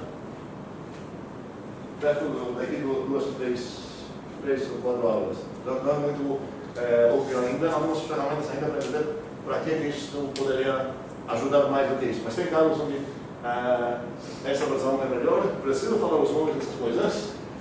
Cubificação é o processo que leva essa versão para essa versão. Certo? A gente fala que essa função aqui é uma função currificada. E se eu falar currificada binária, significa que o tipo dela tem essa forma. E chegamos no momento que eu vou falar qual é das duas que a gente pega. Se eu escrever apenas isso, a gente entende isso exatamente para escrever de uma maneira mais fácil. Assim, para uma coisa codificada. Então, se eu aprender mesmo a usar funções codificadas, se eu ver que eu tenho uma função f e o tipo dela é de A para B para C para D, no meu coração eu posso ler isso como, tecnicamente, é uma função unária. Pega uma coisa de A e retorna uma coisa desse tipo aqui. Mas eu sei que se eu aplicar o primeiro comando da A, e depois o segundo, depois o terceiro, no final das contas vai retornar algo de D, então eu posso visualizar essa função aqui também como se fosse uma função ternária. Pega uma A, retorna uma coisa que é pegar no B, retorna uma coisa que é pegar no C, retorna no D. Parece então que ela também pega 3 coisas, só que ela tem a capacidade de pegar menos que 3 coisas também. Então, pegar só a primeira, já é uma coisa útil. Pegou a segunda, ainda é uma coisa útil. Pegou a terceira, ainda é uma coisa útil, como sendo D. Certo? Comparem isso, contrastem isso com se tivesse uma função f de A plus B plus C para D. Onde a única maneira que ela pode operar é se ela pegar uma tripla inteira para retornar finalmente o D. Lucas. Sim, volta. Você falou que tinha coisas que são vantagens de ter nessa outra tipo, mas sim. A gente conseguiria implementar essa binária através do método purificado, pensar em qualquer linguagem de programação. E vice-versa dependendo da linguagem. Então, uma briga boa, vou fazer tudo isso aqui, uma briga boa é fingir que a gente tem aquelas brigas boas em linguagem melhor que a tudo mais, e comparar duas linguagens, onde uma tem funções de ordem superior, tem funções como conmutadores da primeira classe e tudo mais, só que ela não tem produtos, ela não te permite, vamos dizer, definir funções de realidades maiores. Ela tem essa limitação, vamos dizer assim. E outra linguagem não tem ordens superiores, mas ela consegue escrever funções de realidades maiores. Então chega lá um amigo lá, que trabalha com aquela que tem realidades maiores, e ele conseguiu definir uma F que vai de reais para reais, certo? E ele está usando essa F para fazer seus cálculos e tudo mais. Não sei quais são os cálculos, mas ele está chamando a F para Felipe, senão ele vai receber aqui um certo resultado. E você quer mostrar para ele que qualquer coisa que ele consegue calcular a partir da Fzinha, você também consegue calcular na tua linguagem que não te permite definir essas coisas. Você pode chamar funções, certo? Mas você não pode definir as próprias funções da CDL maior. Esse desafio eu quero deixar como homework para definir as duas coisas das duas maneiras. A maneira que vocês já têm pelo menos uma pequena experiência, vocês muito mais talvez, em Python, nesse caso faz sentido definir essas duas funções As funções, na verdade, que precisamos definir para nos convencer que estamos entendendo o que está acontecendo é a Karen que pega uma função não codificada, que funciona dessa. Qual seria o tipo da Karen? Vamos ver isso. Quem gostaria de falar qual seria o tipo da Karen? Vou ter também da Karen. É um binário? Mais um binário? Calma aí, um segundo. A pergunta é qual tipo aqui e qual tipo aqui. A ideia são que as duas são uma inversa da outra, e isso significa que se eu pegar uma função, transformar ela para a versão codificada e depois transformar para a versão descodificada, eu tenho aqui as mãos a mesma função que eu comecei e o caminho contrário também. Certo? Mas a pergunta é quais seriam os tipos aqui. Que tipo de coisas pegar cá, hein? Função. Vamos.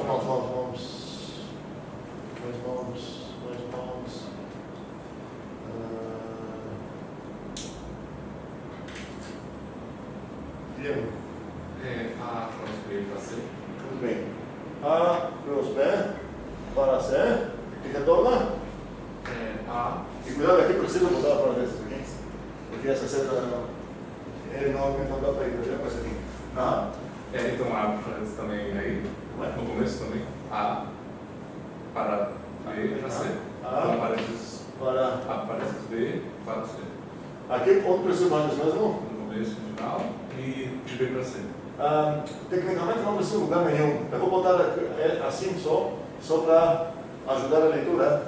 Mas mesmo se não fosse isso, a gente não concordou que as setinhas se associam na direita. Então, se eu não botar essa seria implícita também. Mas estou botando aqui mais para enfatizar, certo?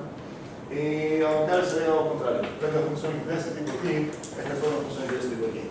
Então, um desafio muito legal é definir essas duas funções. Certo? Outras brigas e dúvidas? Sim, Guilherme. Eu posso.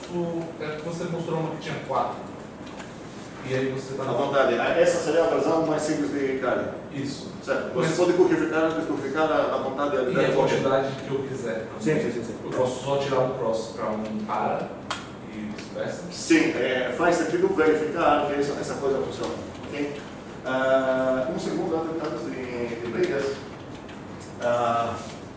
Tem duas coisas ainda mais que eu quero falar. Qual briga? Fale rápido. Não, acho que se eu seguir como de A para. Não tenho resposta disso não. Isso é para matar a casa. Era uma vantagem. Como é? Era uma vantagem que eu estava vendo que tipo da cara. Uma vantagem dessa aqui? Não, da outra. Não, dessa a gente já viu várias vantagens. O que não conseguimos, eu acho, ainda perceber é porque alguém preferiria trabalhar com isso, já que essa parece ter vantagens óbvias no momento. Vantagens dessa, a gente vai ver um pouco mais. Eu acho que não tem alguma vantagem que eu possa já explicar nesse momento. A que eu estava pensando é se fosse computacional. Tipo, se eu tenho 2 dados, de cara eu vou ter um resultado. Tipo, se eu tenho 2 reais aí eu jogo nessa função, ela já retorna um valor. Não se engana assim, porque parece que você pensa que é um passo mais. É isso que eu estou falando? Isso. Mas no final das contas, para você conseguir o 2,3, você também fez o quê? Você pegou 2, pegou 3 e fez um passo para tirar a duplinha, vamos dizer assim.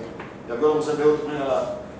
Então também tem, isso não ia afetar realmente o processo de esse processinho aí. Sim. Na pergunta que eu tinha feito era mais similar a questão, só que é sobre se você trabalhar de uma forma computacional também, se é menos eficiente você fazer várias chamadas de funções do que fazer essa dupla. Um segundo. No meu exemplo lá, então, vamos lá. Eu posso escrever f de 3 e tudo isso de 4. Certo? Isso implica o que é? Que eu tenho uma f que vai, vamos dizer, de naturais para naturais para naturais. E se eu escrever isso, está correto ou não? Qual é o tipo da f de 3? Bem, a f era desse tipo aqui, o 3 é natural. Então, o que eu posso inferir sobre o f de 3? Precisamos aprender bem fazer o que estou fazendo aqui. É natural para natural. E agora o que acontece? O 4 é um natural. Então o que eu posso inferir a partir dessas duas coisas? Que f de 3 no 4 é um natural. Okay? E aqui tem, estou escrevendo isso com espaço, tem algo invisível. Qual operação invisível está acontecendo aí? A aplicação de função. Okay? E para casar bem com a convenção do que significa isso, que significa a gente viu o que é? Parênteses aqui. Ou seja, a setinha associa essa associatividade sintática, cuidado com isso, associa a direita. Okay? Isso que eu escrevi aqui. Eu preciso falar também, escolher onde que associa o espacinho da aplicação. E aqui a escolha seria o que é? Esquerda. A esquerda, certo? Por quê? Porque eu não quero escrever isso, eu quero escrever apenas F3, 4 e entender que isso é natural, entender que isso significa essa coisa, certo? Então a gente vai falar que é o espacinho, certo? Da aplicação de função, associa, isso também é sintático, cuidado, associa a esquerda. Ok?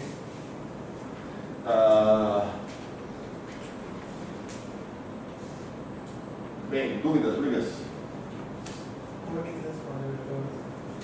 Peraí, eu vou fazer uma pergunta. Qual foi a pergunta? Que era sobre, olhando computacionalmente, chamar várias funções não é mais pesado, menos eficiente do que ele é. Certo. Eu comecei a falar isso porque, olha, eu estou vendo aqui o F34, certo? E você está vendo lá o que é? O F34. Por que essa vai fazer mais trabalhos que eu não entendi? Não, porque eu estou dizendo que aquela vai fazer mais trabalho. Essa vai fazer mais trabalho? Por quê? Porque ela chamou funções, mais funções. Tá, mas nesse caso, onde que você achou esse 3,4? A tupulinha pronto. Realmente não vou concordar. Está falando de quantos passos vão acontecer até terminar? Isso. Eu vou concordar. Depende então quão gratuito você acha a construção dessa dupla. Porque eu posso pensar também que para você chegar nessa dupla, precisou em algum momento pegar o 3 ou o 4, voltar no construtor de duplas para construir essa duplinha e depois dar espera. Esse carinha nunca precisou passar pelo trabalho de construir essa dupla, deu 3 para F, já recebeu algo funcional, e deu 4 para esse algo e já viu a resposta dele. Para você trabalhar aqui, você pegou esse carinha aqui, certo? Você deu 3 ou 4, talvez, realmente, se quiser, nele, construindo isso, e agora, como segundo passo, você está passando isso para F.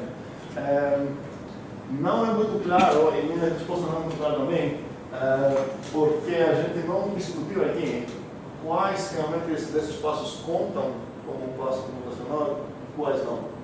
A gente vai precisar fazer essa conversa, começar a falar dessas conversas de passos computacionais a partir da próxima aula. Eu gostaria de ter feito isso agora. Na próxima aula, a gente vai na próxima conversa de aula. Tem mais uma coisa ainda para hoje. Eu quero desenhar algo que eu acho que vocês vão entender bem. Se eu desenhar esse black box, o que vocês entendem de tipagem dele?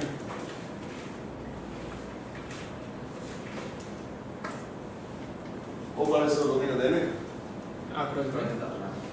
A cruz B, vamos dizer, para ser mais legais. E o domínio deles é a versão D. Ok? Então essa fizinha aqui, ela vai enviar para o D para D. Quem faz sentido? Para todos? E o que eu quero fazer agora é o seguinte. Então aqui são as coisas do tipo A, aqui são coisas do tipo B, aqui sai o que é? D. Coisas do tipo D, que tem esse formato F, B, A, B, e aqui é coisa do tipo D. Todo mundo entende o que eu fiz, certo? O que eu quero fazer é pegar essa caixa aqui e, por exemplo, empurrar esse cabo mais para fora e empacotar isso numa nova caixa que eu vou pintar preta para o meu usuário.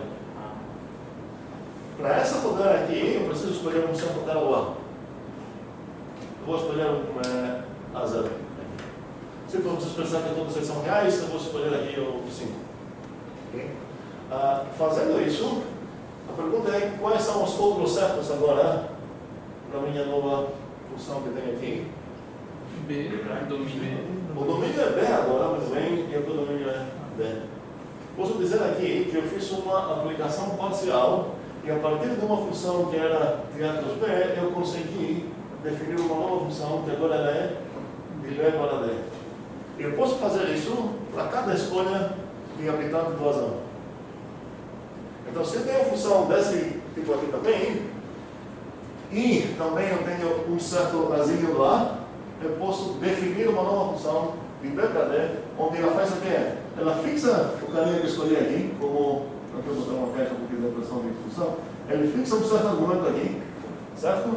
E o meu usuário não está vendo nada disso, ele vai dar o pezinho dele, o pezinho vai passar por aqui, mas olha, essa coisa vai pegar o A0 que eu já botei no código dela, certo? Dentro da caixa preta, e aqui vai sair no final dos contos aqui é F de A0, vírgula B, certo? Esse é um exemplo de aplicação parcial.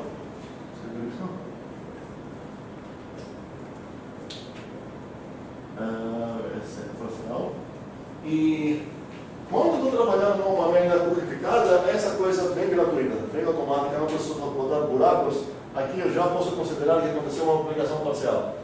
Tecnicamente não é parcial, mas a gente chama assim. Por que não é parcial? Porque tecnicamente a F recebeu um argumento que ela precisava, porque o tipo de F é o quê?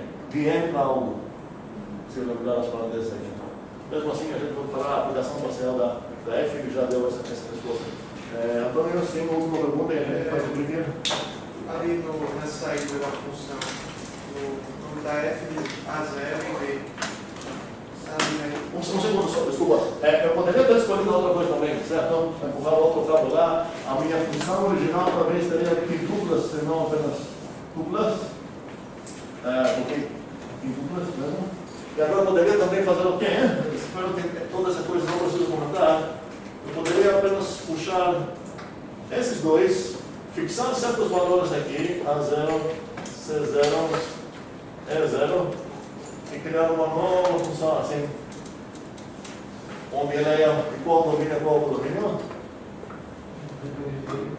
Vectors, vocês adivinharam tudo muito bem. Vectors D, e aqui para F, ok? É outra maneira de. A liberdade é assim, vontade. Se eu tenho então essa F, eu poderia denotar essa função como A0, buraco, C0, por exemplo, buraco, E0. Essa é essa coisa que eu escrevi, é a mesma opção. E agora eu volto para a Antônia para ver o que tinha assim. Será que é correto, em vez de colocar na esquerda, ali, fora da caixa, em vez de F, A0, B, só FD? Porque o A0 já está, você não tem controle sobre o A0? Um segundo. Aqui, quando eu escrevi isso, foi na resposta, na pergunta que eu fiz, falando, ok, o cara deu B. O que saiu daqui? Saiu, cuidado, essa é F. O valor que saiu é F de A0B. Se eu falar para o cara que está no tipo do preto, eu vou falar para ele, é chamada G, essa função aqui. Não, então é isso. Seria aqui, a saída, ele vai pegar B, ele vai ver G de B, certo? Ele vai chamar isso G de B porque não tem nome melhor para isso. Eu sei que eu criei essa coisa, que G de B é igual ao F de A0B, porque eu defini a G assim. A G é, cuidado de igualdade sem parenteses sem nada.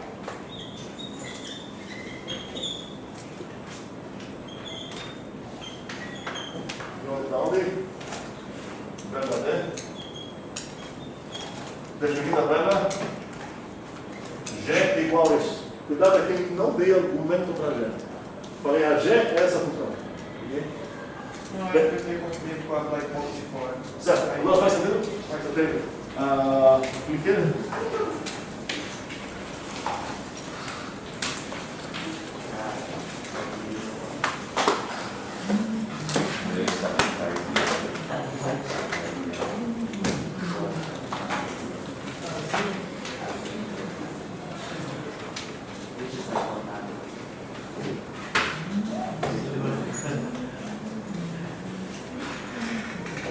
Você já fazia por assim, perdão.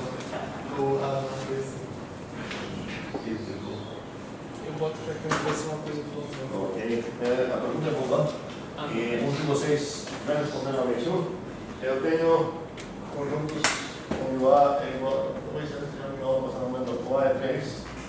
A quadrada do A é 3, a quadrada do B é 2. Eu queria ter escrito isso hoje, mas esqueci. E a pergunta é qual a cardinalidade do espaço de funções de A para B. Ok? E isso tem a ver com aquela discussão que a gente tinha. E as respostas são de 0 até 4, de 5 até 6, de 7 até 8 e maior que 8. A, B, C, D. E vamos.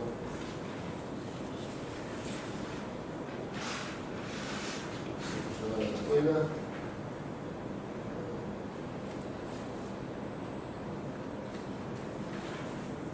Sim, vamos voltar. Espero que entendamos a pergunta. O A tem 3 membros, o B tem 2 membros. Pergunta a cardinalidade do espaço de funções de A para B. Estou acertar aqui. Ellen, Ian, Gustavo, Caio, Maria, Antônio, Juliana, Frank, Isaac, Eduardo, David, Camilo, Pedro, Anderson, Carlos, Tayani. Quem não foi? Os dedos com mais completário. Antônio, tiram os dedos só. Guilherme. Dedos com mais. Dedos. Não, tirar os dedos. Isso. Com mais. Está certo. Emanuel. Tá bom? Não. Ok, vamos olhar aqui. Ok, a Maria acertou. Não, a Maria errou. Por quê? Tipo, os mais votos foram aqui, deu certo, mas se eu contar os errados, são maiores. 1, 5, 5.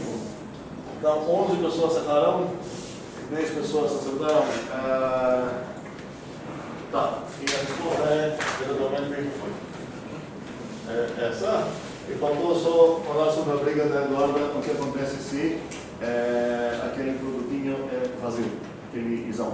Temos essa discussão para fazer no livro. Até segunda-feira.